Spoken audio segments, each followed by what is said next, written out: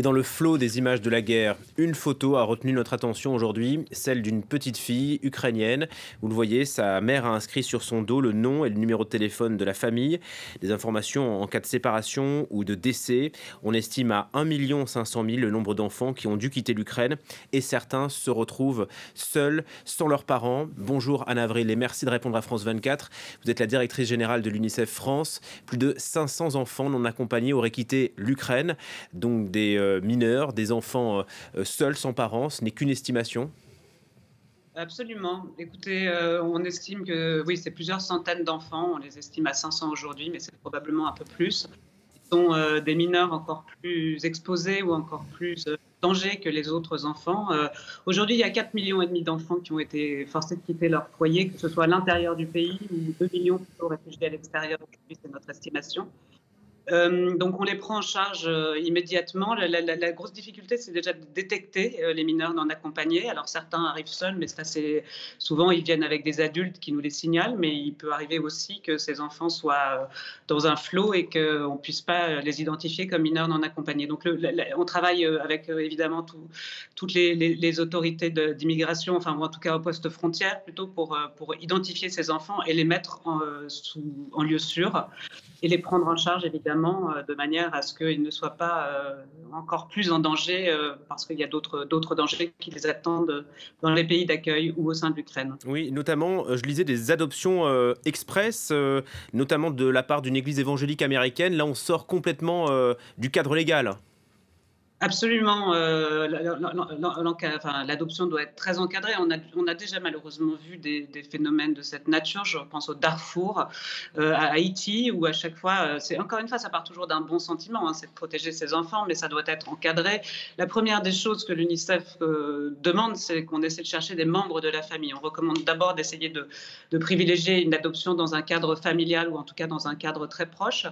Et lorsque ça n'est pas possible, évidemment, ces enfants peuvent être temporairement placés dans des institutions, mais qui sont encore une fois très encadrées par les autorités et ensuite éventuellement proposés à l'adoption, mais ça n'est vraiment pas la première.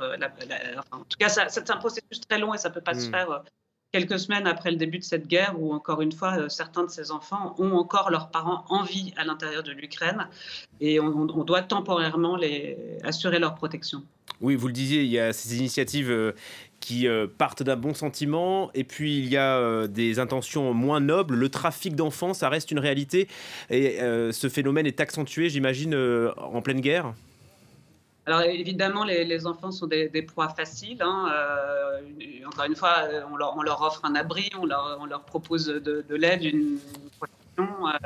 Donc c'est vrai qu'on sait que l'adoption est un danger, tout ce qui est pédophilie et prostitution, où ces jeunes enfants ukrainiens sont évidemment très exposés. C'est pour ça que UNICEF et ses partenaires, nous sommes très présents au poste frontière, justement pour les identifier et les prendre en charge le plus vite possible, avant qu'ils s'éparpillent, si je puis le dire comme ça, dans le pays et que ce soit beaucoup plus compliqué de les identifier et d'assurer leur protection, parce que c'est notre mandat de protéger ces enfants absolument. Je lisais, Anne Avril, sur le site de l'UNICEF, que vous aviez mis en place des centres points bleus à la frontière, donc des espaces censés sécuriser les enfants, en tout cas de les prendre en charge. Alors, ce sont des espaces d'accueil effectivement près des postes frontières où on accueille pas seulement les enfants, on accueille les réfugiés, notamment les femmes et les accompagnés d'enfants. Et ça nous permet de leur offrir un premier refuge sur la route de leur exil, qui est souvent bien plus longue que juste ces postes frontières avant qu'ils soient intégrés dans des lieux d'accueil moins temporaires, si je puis dire. Et on leur offre un abri, on leur offre un lieu d'hygiène, un lieu de repos. Ils peuvent aussi se reconnecter pour essayer de retrouver des proches qui auraient fui comme eux, mais à d'autres endroits. Donc on en a une trentaine opérationnels ou en train d'être installés dans l'ensemble des pays frontaliers. Et c'est un dispositif qu'on avait déjà testé dans d'autres flux migratoires et qui est très efficace. Et surtout, le plus important, on prend en charge les traumas Et notamment, on assure un soutien psychologique aux enfants qui sont traumatisés par cette fuite brutale, en essayant soit à travers des activités ludo-éducatives, soit une prise en charge psychologique, de réparer le mieux possible leur trauma, en tout cas le plus vite possible, parce qu'on sait que plus c'est pris en charge tôt, plus on a des chances de se soigner et d'arriver à ce processus de résilience. On sait quoi de la vie quotidienne des enfants qui sont restés en Ukraine? Est-ce que, par exemple, l'école fonctionne encore? Alors l'école fonctionne encore, essentiellement à distance. Enfin, vous savez, l'Ukraine, aujourd'hui, il y a des endroits totalement impraticables. Vous l'avez montré à travers vos images. Et puis, il y a des endroits un peu plus sûrs. Mais globalement, l'école fonctionne majoritairement à distance. Nous avons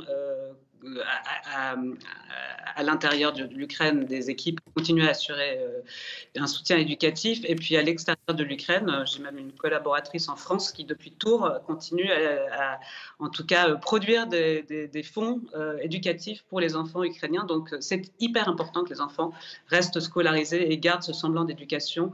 Même si ça n'est pas une scolarité tout à fait normale, ça leur permet d'avoir, on va dire, un peu de normalité dans cette vie d'enfants réfugiés. Merci infiniment, Anne Avril, d'avoir accepté notre invitation. Je rappelle que vous êtes la directrice générale de l'UNICEF France et que vous intervenez donc pour ces millions de réfugiés qui quittent l'Ukraine, notamment des enfants. Merci à vous.